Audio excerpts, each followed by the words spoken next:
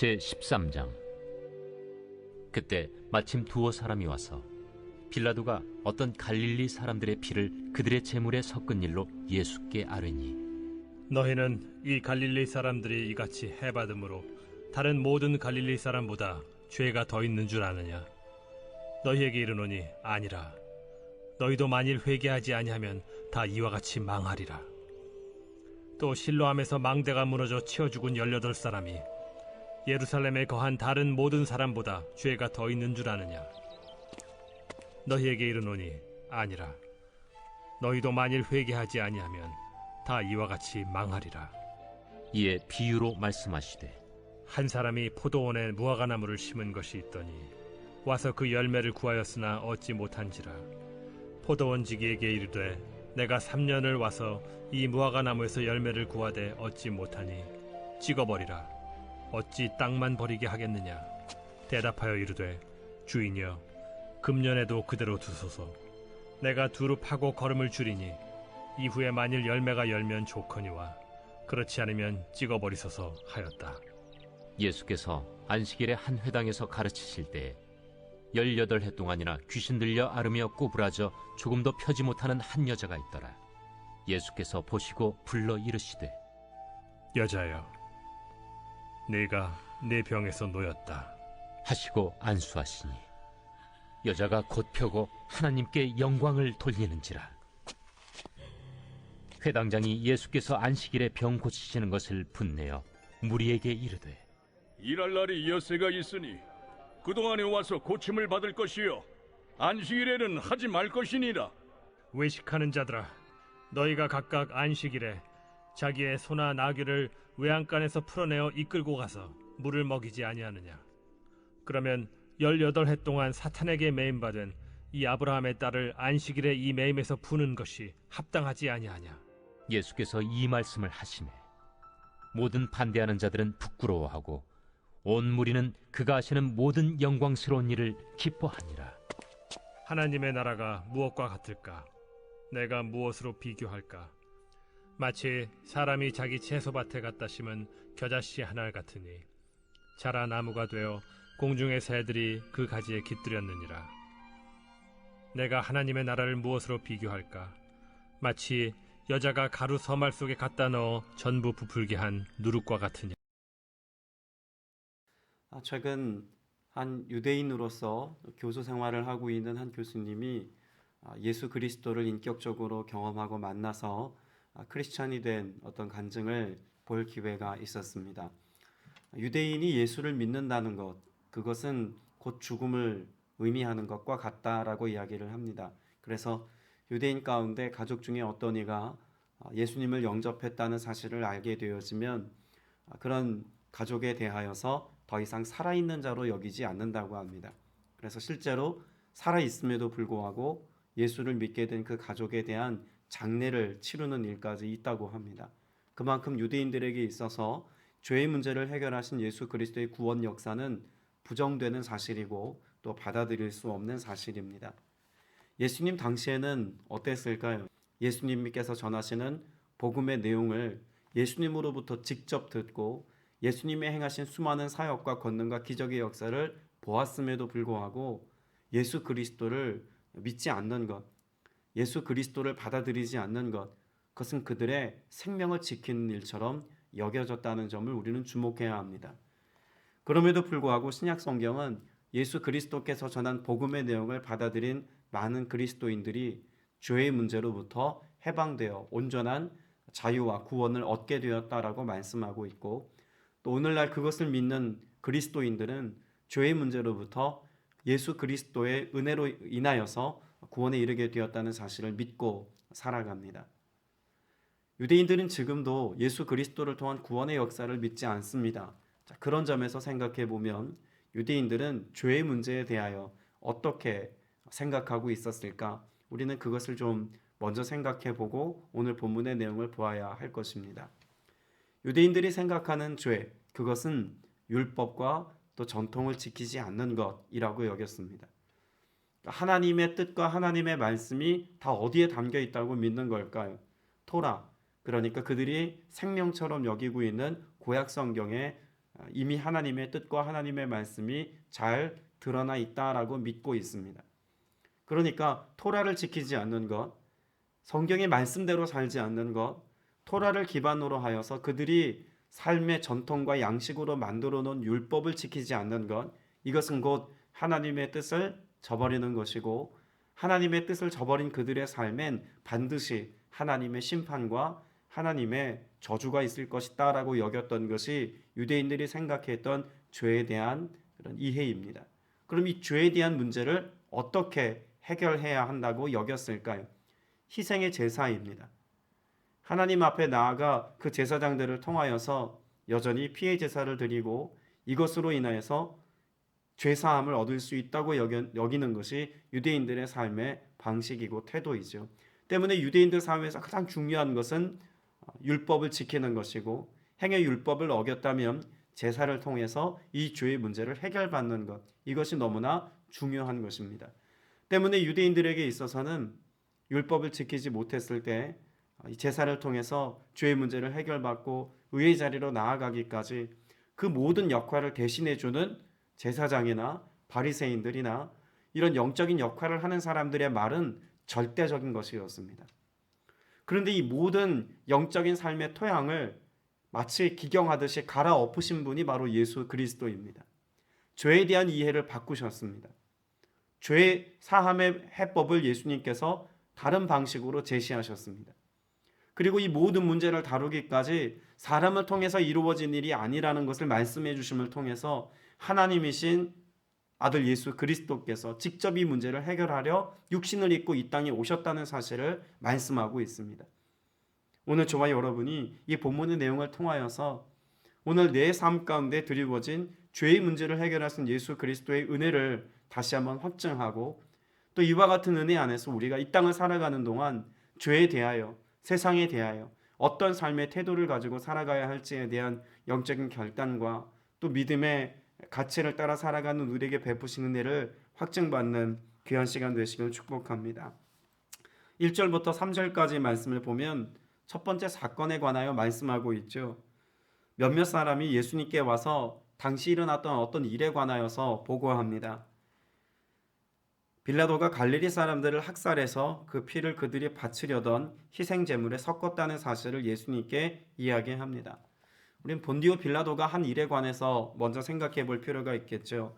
당시 본디오 빌라도는 유대인들의 종교 생활과 신앙의 가치를 조롱하듯이 여러 가지 만행들을 저질렀던 사건이 있습니다.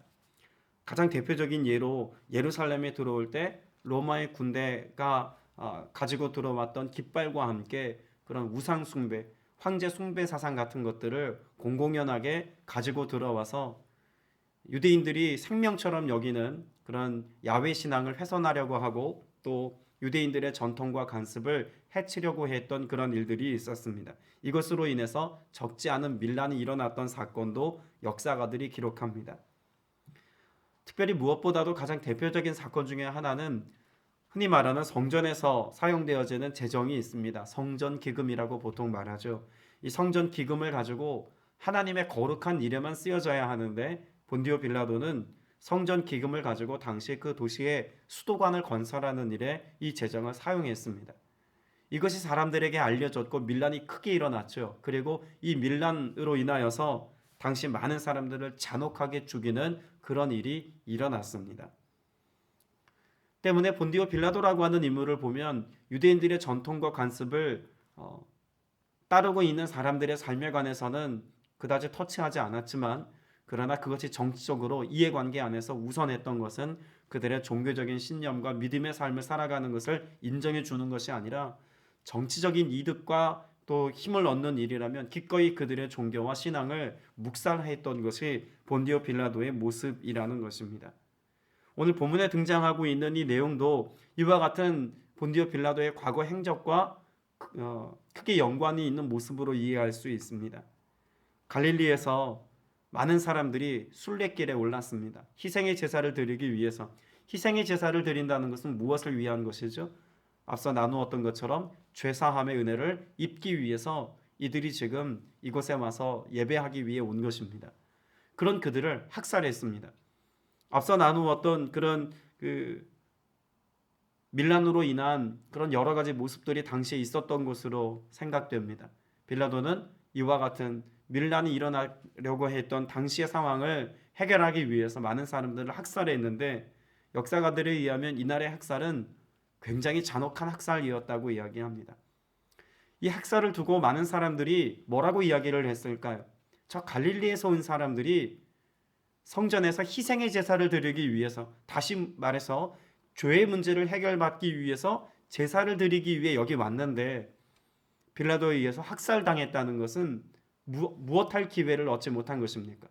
죄의 문제를 해결받을 수 있는 기회를 잃은 것입니다. 이 문제를 가지고 빌라도에게 그 잘못을 돌리는 것이 아니라 그 죄에 대한 대가를 이들이 응당받았다고 이야기하는 사람들이 대부분이었습니다. 이들이 하나님 앞에 범죄하지 않았다면 이런 일을 하나님이 허용하지 않았을 것이다. 그런데 이들이 하나님 앞에 큰 죄를 범하였으니 그 죄에 대한 대가로 하나님께서 죄 사함의 은혜를 입을 기회를 박탈하시고 이들을 죽게 내버려 두셨다라고 여겼다는 것입니다. 그래서 이 문제를 가지고 지금 예수님께 와서 제자들이 이야기하고 있는 것이죠. 아마 제자들에게는 궁금함이 있었을 겁니다. 정말 사람들이 말하는 것처럼 이들에게 그런 큰 죄가 있어서 학살을 당하되 이렇게 잔혹한 죽음을 맞이해야 했던 것입니까? 라고 하는 질문이 있지 않았겠습니까? 예수님은 이와 같은 대학살 사건에 관해서 3절에 이렇게 말씀합니다. 내가 너희에게 말한다. 너희도 회개하지 않으면 그렇게 망할 것이다 라고 말씀하고 있습니다. 여러분, 이 메시지 안에는 어떤 메시지가 있는 걸까요? 그 사람들은 큰 죄인이고 우리는 율법을 잘 지키고 하나님의 말씀과 계명대로 살아가는 삶의 모습을 온전히 지키고 있으니 우리는 의인 아닙니까? 라고 하는 의도가 있는 겁니다. 더불어서 이 사람들의 그런 죄에 대한 하나님의 심판이 있다면 그 심판을 당하지 않은 나는 하나님의 인정을 받는 삶을 살고 있는 것 아닙니까? 라고 하는 의도도 있다는 것이죠. 그런데 예수님의 관점은 철저히 다르다는 것을 말씀해 줍니다. 너희가 생각하는 큰 죄인이라고 여기는 그들이나 지금 심판의 자리에 있지 않고 지금 내 앞에 있는 너희들이나 사실 다를 바 없다라고 말씀하시죠. 무엇하지 않는 한, 진정한 회개가 일어나지 않는 한 그들은 똑같이 죄인에 불과하다라고 말씀하고 있습니다. 자, 그러면 예수님은 당시 사람들이 이해하고 있었던 죄, 율법을 지키고 전통을 지키는 문제, 희생의 제사를 드리고 드리지 않고의 문제, 이것보다 중요한 문제가 있다는 것을 말씀하기를 원하시는 것 아니겠습니까? 예수님이 말씀하시는 죄라고 하는 것은 결국 무엇과 연관이 있을까요? 제가 지난 시간에 말씀드렸던 것처럼 하나님 앞에 있으나 하나님 없는 것처럼 살아가는 사람들은 결국 죄인이다 라는 사실을 말씀하고 싶은 것입니다. 아무리 율법과 전통을 잘 지킨다고 할지라도 하나님 앞에서의 삶을 오늘 살아가지 아니하고 오늘 나와 함께 하시는 그 하나님에 대하여서 내가 믿음의 고백을 가지고 살지 않는다면 역시 죄인이다라는 말씀을 하고 있는 것이죠. 우리도 구원에 관해서 생각해야 합니다. 우리는 예수 그리스도를 믿음으로 말미암아 구원을 얻었습니다. 예수의 생명을 얻었고 또 하나님의 자녀가 되는 권세도 얻었습니다. 그렇다면 구원받은 우리가 오늘을 살아가는 동안 어떤 삶을 또 살아가야 하겠습니까? 하나님 앞에서의 삶, 아니 오늘 내 안에 임재해 계셔서 나와 함께 하시는 주님과 동거하고 동행하는 삶을 살아가는 것이 구원받은 하나님의 백성들의 삶인 것을 알아야 합니다. 우리가 이와 같은 삶을 살지 않을 때 우리는 생각으로 혹은 우리의 작은 행위들로도 얼마든지 죄를 지으며 살아갈 수 있다는 것이죠. 우리에게 회개의 기회가 있고 은혜의 때가 우리에게 주어져 있지만 그것을 빌며 삼아 우리가 오늘 하나님과 동행하는 삶을 살아가지 않는 것을 정당화할 수는 없다는 이야기입니다. 바라기는 오늘 이 하루를 살아가는 동안 내가 구원받은 하나님의 자녀가 되었다는 기쁨과 즐거움, 이 감사의 고백을 가지고 그 구원자 되신 주님과 동행함으로 오늘을 살아가는 저와 여러분 다 될 수 있게 되시기를 주님의 이름으로 축복합니다. 두 번째 사건도 역시 동일한 내용을 담고 있습니다. 4절 이하에 보면 실로암에 있는 탑이 무너져서 치여 죽은 18사람이 예루살렘에 사는 다른 모든 사람보다 더 많이 죄를 지은 사람이라고 생각하느냐? 그럼 이들의 생각이 지금 어떻습니까? 어떤 자연재해 같은 인사사고가 일어났습니다. 실로암에 있는 그런 망대가 무너져서 거기 사람이 18명이 깔려 죽은 것이죠. 이 일을 두고 사람들이 똑같이 해석했습니다. 그 사람들은 특별히 하나님 앞에 뭔가 큰 죄를 저질렀기에 그들이 뭔가 죽을 만한 위협에 노출되어 있지 않았음에도 불구하고 갑작스레 이런 사고로 죽임을 당했으니 이들은 다 하나님의 심판을 받은 것이다라고 이야기합니다. 하나님의 심판을 받은 것이라고 여겼으니 그들은 다 어떤 사람들입니까? 죄인이라는 것입니다. 그냥 죄인도 아니고 갑자기 망대가 무너져 깔려 죽었으니 이들은 엄청난 죄인일 것이다라고 이야기하는 사람들이 적지 않았습니다. 그 생각을 아시고 여전히 5절에 주님이 또 말씀하십니다. 내가 너희에게 말한다. 너희도 회개하지 않으면 모두 그렇게 망하게 될 것이다. 그러면 예수님이 지금 말씀하고 있는 망한다라고 하는 표현은 무엇을 염두에 둔 표현일까요? 죄에 대한 결과 아니겠습니까? 스스로 의롭다 생각하는 그들, 예수님이 지금 말씀하신 그 구원, 예수님이 말씀하신 믿음으로 인한 구원에 이르는 자리에 서지 않으면 그들이 사고로 인하여서 죽임을 당한 것과 같은 그런 멸망의 일들이 예수 그리스도를 신뢰하고 믿지 아니함으로 그들의 삶 가운데 동일하게 닥쳐올 것이다라고 하는 사실을 지금 예언적으로 말씀하고 있습니다. 여러분, 이 사건이요, 실제로 일어난 사건이 어떤 내용일까요? 누가복음 13장 후반부 말씀에 보면 예루살렘이 다 무너지게 될 것에 관하여 말씀하고 있는 내용이 있습니다. 그래서 34절 말씀에 보면 예루살렘아 예루살렘아 예언자들을 죽이고 내게 파송된 사람들을 돌로 치는구나. 암탉이 제 새끼를 날개 아래 품듯이 내가 몇 번이나 내 자녀를 모아 품으려고 하였더냐. 그러나 너희는 그것을 원치 않았다라고 말씀합니다. 그러면 지금 예수님께서 지금 말씀하시려고 하는 이 내용 가운데는 지금 너희도 망하게 될 것이다 라고 하는 말씀을 통해서 예수 그리스도를 십자가에 못 박아버리는 이 사건, 예수 그리스도를 죽음에 넘기는 사건을 통해서 결국 예루살렘에 살고 있는 너희도 똑같은 죽임을 당하게 될 것이다 라고 하는 어떤 역사적인 사실을 말씀하고 있는 것을 포함합니다. 더불어 그렇게 예루살렘의 멸망에 대한 선포를 말씀하시는 것만이 아니라 예수 그리스도를 믿지 않을 때 그들은 똑같은 죄인이며 그 죄의 문제를 회개하지 않는 한 그들은 여전히 그들의 삶 속에서 구원받은 하나님의 백성이라고 여기는 그 여김에 합당한 삶을 살지 못하게 될 것이다라고도 말씀하고 있는 것입니다. 오늘 우리도 생각해 봐야 하지 않겠습니까? 우리도 교회 공동체 안에 머물러 신앙생활하는 것으로 영적인 안도감을 가지며 살아가고 있는지도 모르겠습니다. 우리에게 적절한 신앙 행위가 지속하여 행해지고 있다고 해서 이것으로 우리의 삶 속에 의인이다라고 하는, 구원받은 하나님의 백성이다라고 하는 그런 막연한 신앙 고백을 가지고 살아가는지도 모르겠습니다. 정말 주님이 우리에게 원하시는 바는 무엇일까요? 우리가 영적인 삶을 살아가는 그런 신앙의 행위로서의 모습만을 바라고 지향하는 삶을 살아가는 것보다 주님이 오늘 나와 함께 하심을 늘 신뢰하고 그렇게 주님과 동행함으로 주님께서 우리에게 허락하신 말씀을 매일 매 순간순간마다 성취하며 이루며 살아가는 것을 주님은 더욱 원하시고 기뻐하신다는 사실을 알아야 합니다. 우리의 신앙을, 우리의 믿음의 가치를 우리 스스로 잘 지키지 않으면, 그래서 주님의 뜻과 같이 주님과 동행하는 삶을 살지 않는다면 오늘 우리의 삶의 모습이 유대인들의 삶의 모습, 그 바리새인들의 삶의 모습과 무엇이 다르겠습니까? 예수 그리스도께서 이루어 놓으신 구원의 은혜를 통해서 우리가 얻게 된 자격이라고 말할 수 있는 것은 하나님 앞에서의 삶을 사는 그 영적인 자유함입니다.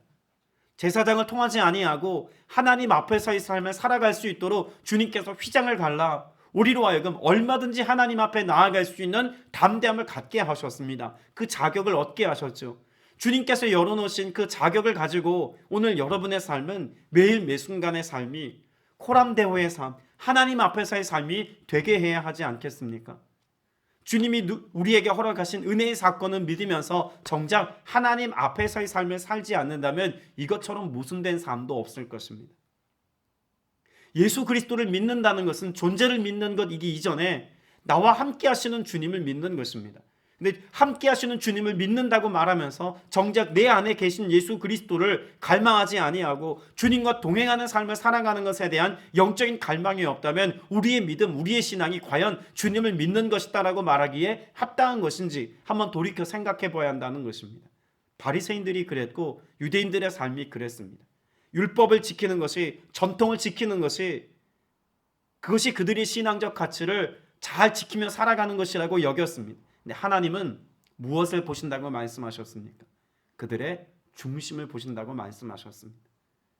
그들의 마음 가운데 하나님을 경외하는 마음이 있는지, 그들의 삶 속에 늘 하나님 앞에서의 삶과 같이 그렇게 말씀을 암송하고 말씀을 듣고 말씀을 읊조리는 그들이 정말 말씀이신 예수 그리스도와 함께 살아가고 있는지에 대한 영적인 갈망이 있는지를 하나님께서는 보기를 원하신다는 사인을 끊임없이 말씀하셨습니다. 예수님이 오셔서 유대인들에게 나타내시고 알게 하시고 드러내셨던 것이 그런 것들 아닙니까? 6절 이하에 보면 포도원 주인과 포도원 지기에 관한 대화가 나옵니다. 흔히 말하는 무화과 나무의 비유 중에 하나죠. 하나님은 지금 이 비유를 통해서 어떤 하나님으로 드러나고 있을까요? 예수님의 비유 말씀에 보면 하나님은 오래 참으시는 하나님이십니다. 기다려주시는 하나님이시죠. 포도밭에 무화과 나무를 심었습니다. 이 하나님의 의도가 있는 것 아니겠습니까? 포도원에 포도나무를 심어야 하는데 포도원에 포도나무를 심은 것이 아니라 무화과 나무를 심었습니다. 그게 포도원 주인의 의지고 계획이고 뜻이면 그러면 거기에서 우리가 해야 될 일을 뭐라고 여겨야 할까요? 포도밭에 심어진 무화과 나무라고 할지라도 포도원 주인이 비옥한 땅에 심었다면 무화과 나무는 열매를 맺는 것이 당연합니다. 그러면 적어도 포도원 밭에, 그 비옥한 포도원 밭에 무화과 나무를 심은 것은 주인이 무엇을 기대했다는 걸까요? 열매를 기대했다는 것 아닙니까? 그런데 열매가 맺히지 않았습니다. 열매가 맺히지 않은 이 무화과 나무에게는 무엇이 선고됩니까?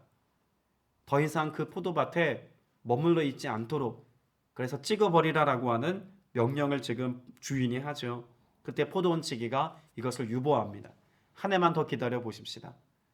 만일 한 해가 더 지나서도 열매가 없다면 그때 가서 해결해도 되지 않겠습니까? 라고 이야기합니다. 자, 그러면 하나님은 이 무화과 나무를 통해서 무엇을 드러내기를 원하신 걸까요? 이스라엘을 드러내기를 원하셨습니다. 포도밭에 무화과 나무를 심은 그 주인은 하나님이시죠. 하나님은 무화과 나무에게 열매를 기대하듯 이스라엘 백성들에게 열매를 기대했습니다. 그러나 열매가 맺혀지질 않았습니다. 그래서 하나님의 심판이 있기 전 하나님께서는 포도원 지기와 같은 예수 그리스도를 통해서 하나님의 인내하심, 하나님의 기다리심을 드러내셨습니다. 심판이 있기 전 그들이 열매 맺을 수 있는 기회를 예수님께서는 계속해서 주고 계신 것이죠. 무엇 할 수 있는 기회입니까? 앞서 나온 1절부터 5절까지 내용을 우리가 생각해 보자면 회개할 수 있는 기회입니다. 스스로 의롭다 여기며 자신의 힘과 노력과 수고로움으로 율법을 지키는 것으로 구원의 문제를 이룰 수 있고 죄의 문제를 해결할 수 있다고 여겼던 그들의 삶을 주님께서는 돌이킬 수 있는 기회를 주신 것입니다. 형식과 틀만 남아있는 그들의 삶을 주님께서는 새롭게 기경하시고 바꾸어 놓으셔서 예수 그리스도를 믿는 믿음으로 말미암아 구원에 이를 수 있는 길이 열렸다는 사실을 끊임없이 드러내고 나타내려 하고 계십니다. 그들이 해야 하는 일은 예수 그리스도를 믿는 것이죠. 하나님의 구원 계획을 그들은 분별하고 더 이상 율법과 전통을 지키는 것으로서의 구원이 아니라 얼마든지 언제든지 하나님 앞에 나아갈 수 있는 길이 되신 예수 그리스도를 통하여서 죄의 문제를 해결받고 하나님의 백성답게 살아갈 수 있는 길을 찾아 나설 것에 관하여 말씀하고 있는 것입니다. 이 모든 일을 통해서 결국 예수 그리스도께서 이루려고 하시는 일은 무엇과 관련된 일입니까? 생명을 살리는 일입니다. 예수님께서 하려고 하시는 일은 바로 구원의 역사를 통해서 이스라엘에게 생명을 전하시고 다시금 소망을 가지고 나아갈 수 있는 은혜의 길을 여시는 것이다라고 하는 것을 말씀하고 있죠. 10절 이하에 보면 안식일에 회당에서 예수님께서 말씀을 가르치고 계셨습니다. 거기에 18회 동안이나 병만 시달리는 여인의 삶의 모습을 예수님이 주목하시죠.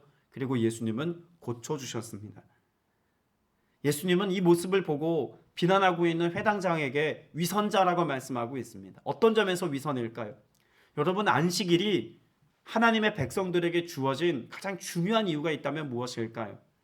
엿새 동안 노동의 삶을 살다가 안식일을 통해서 그들이 쉼을 얻고 안식하여서 생명에 이르는 것이 안식일을 주신 하나님의 목적이자 이유입니다.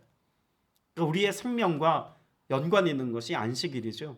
하나님께서 안식일을 그렇게 주셨다는 겁니다. 그런데 당시 유대인들은 안식일을 지키는 것을 생명과 연관이 있다는 것을 알면서도 그들의 삶 속에 인간 스스로 만들어 놓은 율법과 전통 때문에 생명 살리는 예수 그리스도의 사역을 보고도 이것을 비난하고 이것을 정죄하려 들었습니다. 그래서 예수님께서 위선자라고 말씀하시면서 15절에 뭐라고 말씀하나요? 소나 나귀를 외양간에서 풀어놓아라고 말씀하죠. 왜 풀어놓습니까? 물을 마시게 하고 풀을 뜯게 해서 이 짐승들로 하여금 살게 하기 위해서입니다. 안식일에 자칫 묶어두었다가 이 짐승들이 양식을 먹지 못하거나 물을 먹지 못해서 죽게 된다면 그 죽음을 방치하는 것은 도리어 잘못됐다고 여겨서 안식일에는 그래도 짐승들을 풀어 생명에 이르게 하는 일만큼은 허용해 놓았다는 것이죠.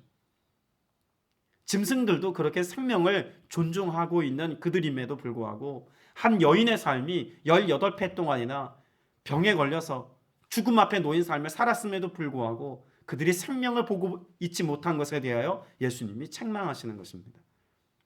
그리고 예수님께서 하려고 하시는 그 모든 일들은 장차 무엇과 연관이 있다는 것입니까? 생명을 살리는 일과 연관이 있다는 것입니다. 예수님은 그렇게 이 땅 가운데 생명을 살리기 위하여 오셨습니다. 그리고 예수님이 행하신 이 사역은 사실 작은 일처럼 보이지만 장차 무엇으로 이어질 것을 말씀하고 있나요? 온 인류를 향한 구원자 되신 예수 그리스도를 드러내는 사건이 될 것이다라고 말씀합니다. 성경 여러 곳에는 안식일의 주인이 예수 그리스도시다 라고 하는 것을 말씀하고 있고, 안식일의 주인 되신 예수 그리스도는 생명을 살리기 위하여 기꺼이 십자가 위에 올라 우리의 죄의 문제를 해결하셨다는 것을 성경은 말씀하고 있습니다. 18절 이하에 나오는 하나님의 나라에 관한 말씀, 겨자씨의 비유, 누룩의 비유도 이것과 다르지 않습니다. 예수님이 안식일에 행하신 이 작은 사건, 이것은 곧 예수 그리스도의 십자가를 통한 구원의 역사를 나타낸 것이고, 이 모든 사건을 통해서 결국 예수님의 구원 역사는 어디에 이를 것을 말씀하고 있나요? 유대인들의 구원뿐만 아니라 온 인류를 향한 하나님의 구원 역사로 나타나고 드러나게 될 것을 이렇게 비유의 말씀을 통해서 예수님이 가르쳐주고 있는 것입니다. 여러분, 하나님의 관심은 여전히 우리의 삶에 어디에 다 있다고 말할 수 있을까요? 생명입니다. 우리의 생명에 있습니다. 그 생명을 살리시기 위하여 예수 그리스도께서 오셨습니다. 그리고 예수 그리스도를 믿는 저와 여러분에게 무엇을 주셨습니까? 영원한 생명을 주셨다고 말씀하고 있습니다. 이 땅을 살아가는 우리가 그 생명의 풍성함을 누릴 수 있도록 하나님께서 우리에게 어떤 기회를 주셨습니까? 회개의 기회를 주셨습니다. 죄악이 관영한 이 세상 가운데서 거룩한 하나님의 백성으로 살아가기까지 회개의 기회가 없다면 우리는 영원한 생명에 이르는 삶을 살 수 없지 않겠습니까? 그래서 주님은 우리에게 말씀합니다. 예수 그리스도가 우리의 구원자이시고 예수 그리스도를 믿는 믿음의 백성들에게 영원한 생명이 주어졌으며 이 땅을 살아가는 동안 우리 스스로 하나님 앞에 범죄한 사실이 드러나거든 회개를 통해서 회개에 합당한 열매를 맺어 영원한 생명에 이르는 하나님의 백성다운 삶을 살아갈 수 있어야 한다고 말씀하고 있습니다. 오늘 이 말씀과 같이 그런 거룩한 하나님의 백성으로서의 삶을 사셔서 주님의 선하신 뜻을 삶 속에서 이루며 영광을 나타낼 수 있는 저와 여러분 다 되시기를 주님의 이름으로 축복합니다. 기도드리겠습니다. 은혜가 풍성하신 아버지 하나님, 예수 그리스도를 통해서 영원한 생명을 주셨음을 감사드립니다. 우리에게 허락하신 이 영원한 생명을 가지고 참된 안식을 누리며 참된 평안을 맛보며 살아가는 모두가 되게 하여 주시옵소서. 그저 교회에 출석하는 것으로 우리에게 남겨진 신앙 행위들로 우리가 구원받은 하나님의 백성임을 자처하며 살고 있지만 오늘 또다시 점검해 봅니다. 구원의 주님과 오늘 내가 함께 동행하며 살아가고 있는지, 그 주님을 내가 사모하며 사랑하는지, 구원자 되신 예수 그리스도를 내 삶의 주인으로 인정하며 주권자 되신 예수 그리스도를 따름으로써의 참된 제자, 참된 청지기로서의 삶을 살고 있는지 우리의 삶을 점검해 보기를 원합니다. 오늘 여기 모인 주의 권속들 모두가 예수 그리스도를 믿는 믿음 안에서 회개에 합당한 열매를 맺는 복된 삶 살게 하여 주시옵시고, 이를 통해서 주님의 이름을 영화롭게 하고 그 영광스러움을 드러낼 수 있는 복음의 증인들 다 되게 하여 주시옵소서. 온 땅에 구원을 선포하신 예수 그리스도의 구원의 역사가 오늘 예배한 주의 백성들을 통해서 또한 드러나기를 원합니다. 오늘 우리의 기도와 간구 가운데 우리의 안위의 평안만이 아니라 이 땅을 품고 기도하게 하시고 민족과 열방을 품고 기도하게 하시며 가까이에 있는 가족과 이웃들뿐만 아니라 먼 곳에서 복음을 전하는 하나님의 거룩한 사람들을 위하여 함께 기도하는 은혜의 역사가 또한 있게 하여 주시옵소서. 주께서 우리의 간구와 우리의 부르짖는 모든 기도에 합당한 열매를 맺기까지 역사하시고 내도하실 것을 믿사오며 예수 그리스도 이름으로 간절히 기도드렸사옵나이다. 아멘.